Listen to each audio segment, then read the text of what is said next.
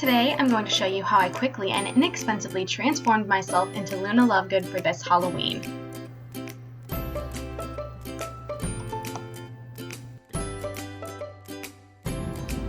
First we have the wand.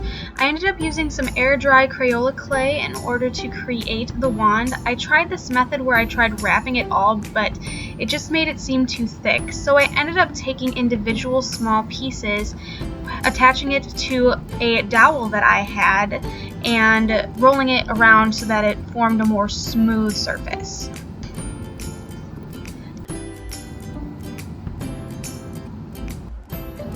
After completing that all the way down the wand, I moved on to a portion that sort of was like a bulge in the middle of Luna's wand.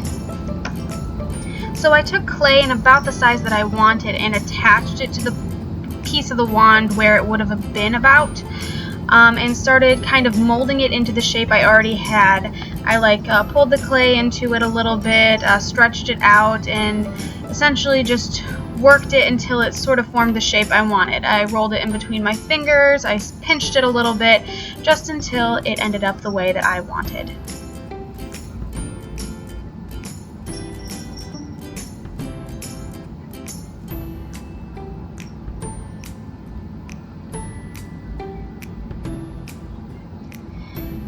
It was a bit of a process, but eventually I did get it to about the point where I wanted. Next, I added the handle at the bottom. It was just a thin rolled out piece of clay. I rolled it out into about the shape that I needed it to be, and I began working towards actually shaping it. I laid it flat at the bottom and cut out a few notches. It had these sort of flower petal looking things at the bottom, so I just cut out a bunch of triangles. There were 4 of them at the bottom of her wand. And I pinched them a little bit and angled them upward, similar to how her wand actually looks. I did use a reference image for all of this, and I made the detailing by sort of cutting into it with this clay tool that I had laying around from a polymer clay kit that I had. The last thing I had to do was to add the second sort of bulge right above the handle. So I just rolled out a nice piece of clay and wrapped it around and molded it so that it looked even, just like I had in previous steps. Then all I had to do was lay it out to dry. The clay said it took about 2 to 3 days to dry. I waited about a day before I started painting it. I used a mixture of Tuscan red and nutmeg brown to sort of make a mahogany sort of color. It did get quite a few cracks in it after I had let it dry, but the paint seemed to cover that up pretty well. I'm going to try it, but I have to do it. And here's the finished product.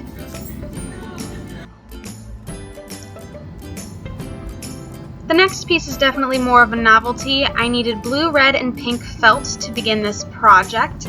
I started out by sketching out the basic shape of, eyeglasses, and sort of drew in the fingers to the hand shape that it had on either side.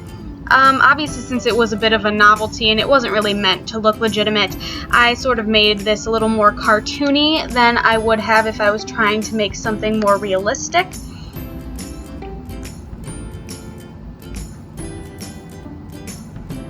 Once I had all the fingers about figured out and in a decent shape, I moved on to the eye holes. I just sketched a basic circle in the middle. I have the felt folded over here so that I can cut it out and make it even on both sides.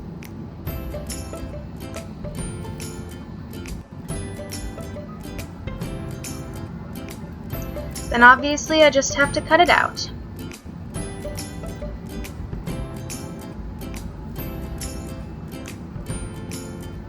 Take your time and make sure to get all the details.